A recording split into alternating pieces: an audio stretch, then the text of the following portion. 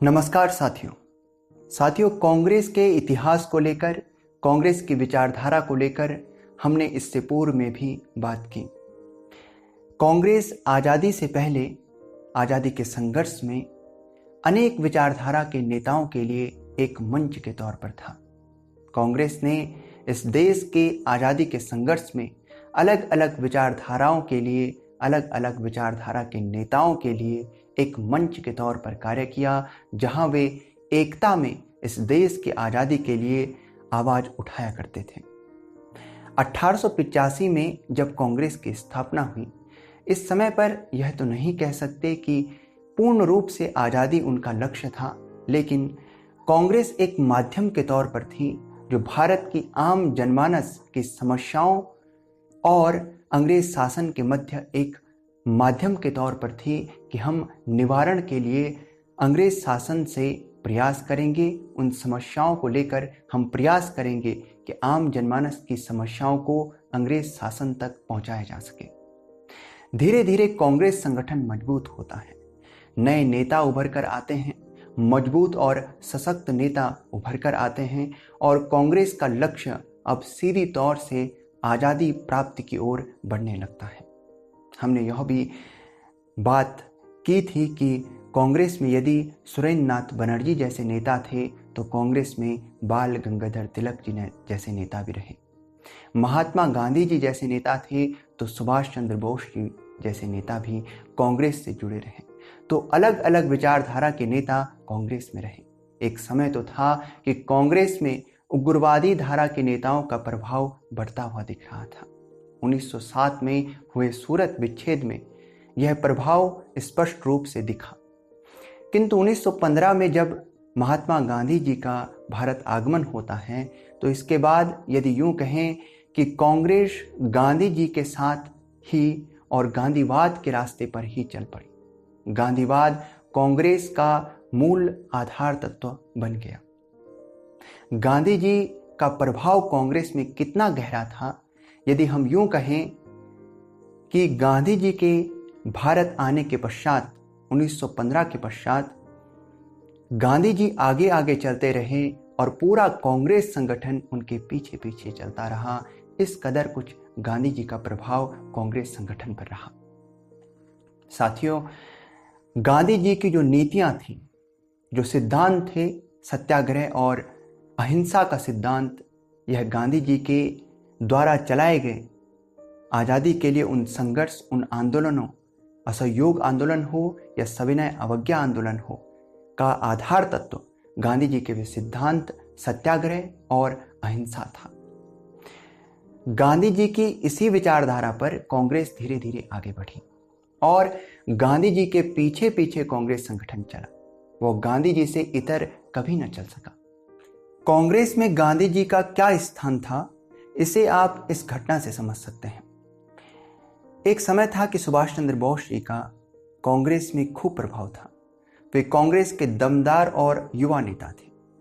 1938 के कांग्रेस के हरिपुरा अधिवेशन में अध्यक्षता की भूमिका के लिए गांधी जी ने नेताजी का नाम आगे किया, किंतु इस अधिवेशन में नेताजी ने गांधी जी की नीतियों का विरोध किया, गांधी जी की प्रसिद्ध चरखा नीति का विरोध किया।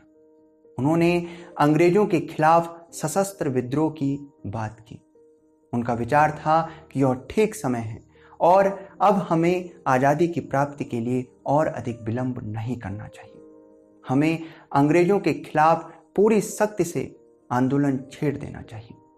किंतु गांधी जी इस पक्ष में नहीं थे।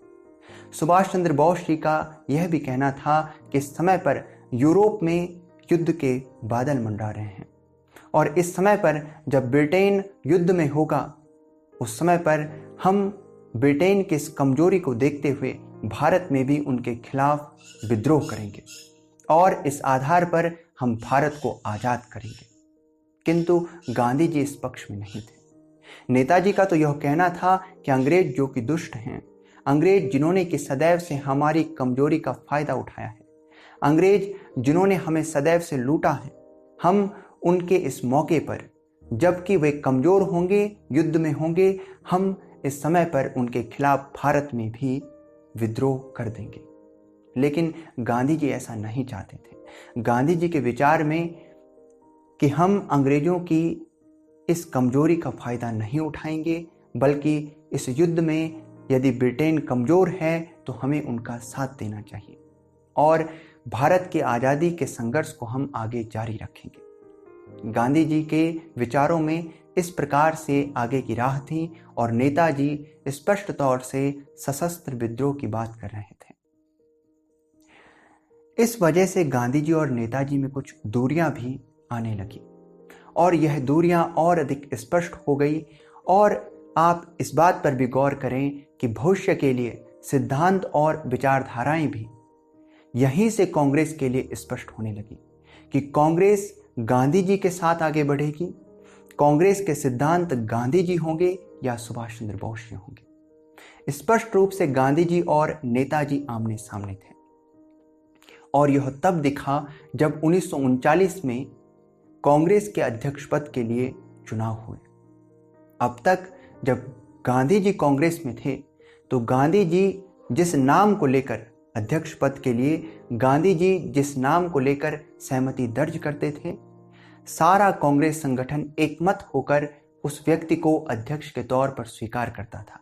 लेकिन इस व्यवस्था को चुनौती दी सुभाष चंद्र बोस जी ने और 1939 में कांग्रेस के अध्यक्ष के लिए चुनाव हुए। इस चुनाव में एक तरफ सुभाष चंद्र बोस जी थे तो दूसरी तरफ पट्टाभी सितारमैया जी उम्मीदवार के तौर पर थे। यह चुनाव गांधी जी बनाम नेताजी हो गया था और इस चुनाव में अंतिम तौर से नेताजी ने विजय हासिल की।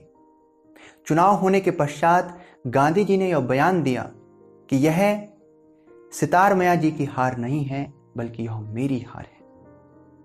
क्योंकि गांधी जी ने यह बयान दिया और गांधी जी का यह एक तरह से सुभाष चंद्र बोस जी के प्रति विरोध ही था, क्योंकि वे नहीं चाहते थे कि नेताजी कांग्रेस के अध्यक्ष बने। अब इसके बाद नेताजी ने चुनाव जीत जाने के पश्चात भी, जिससे कि यह तय हो गया था कि कांग्रेस संगठन नेताजी के साथ आगे बढ़ना चाहता है, नैतिक जिम्मेदारी के चलते गांधी जी के सम्मान में नेताजी ने इस पद से इस्तीफा दे दिया। इस आधार पर आप समझ सकते हैं कि उस समय पर कांग्रेस में, देश में और कांग्रेस के प्रत्येक नेता के लिए गांधी जी का क्या स्थान था। नेताजी ने चुनाव में जीत हासिल कर लेने के पश्चात भी गांधी जी के सम्मान में उस पद से इस्तीफा दे दिया, केवल इसलिए क्योंकि गांधी जी नेताजी के कांग्रेस के अध्यक्ष बनने को लेकर सहमत नहीं थे। तो आप समझ सकते हैं कि कांग्रेस में गांधी जी का क्या स्थान था। इस आधार पर धीरे धीरे अब कांग्रेस के सिद्धांत तय हो गए और आज भी हम देखते हैं कि कांग्रेस अपने आप को गांधीवाद के सबसे करीब मानती है। देश के भीतर गांधी जी के वास्तविक यदि कोई राजनीति में अनुसरण करता है तो कांग्रेस का दावा है कि वे वही हैं। यहीं से कांग्रेस की विचारधारा भी तय हो गई। जहां नेताजी का प्रभाव कांग्रेस में बहुत अधिक था, वे चुनाव भी जीत गए थे और कांग्रेस संगठन में नेताजी का प्रभाव था। चुनाव जीतने का तो यही तात्पर्य है कि संगठन उनके साथ था। लेकिन क्योंकि अब उन्होंने पद से इस्तीफा दे दिया और एक बार फिर गांधीवाद के साथ, गांधी जी के साथ ही कांग्रेस आगे बढ़ी और नेताजी की धारा एकदम बदल कर सामने आई और नेताजी ने अपने संघर्ष का तरीका बदला और वे एक अलग प्रकार से देश की आजादी के संघर्ष में रहे। तो गांधीवाद के साथ यहां से कांग्रेस आगे बढ़ा और आज भी हम देखते हैं कि उसका प्रभाव कांग्रेस पर है। लेकिन आजादी के बाद कांग्रेस पूरी तरह से गांधीवादी धारा पर नहीं चल पाई। यह बात मैं क्यों कह रहा हूं, इसे हम अगली वीडियो में जानेंगे कि कांग्रेस वास्तविक तौर पर गांधीवादी विचारधारा का अनुसरण कर पाने में सक्षम नहीं रही। पूरी तरह से वह गांधीवादी विचारधारा पर नहीं चल पाई।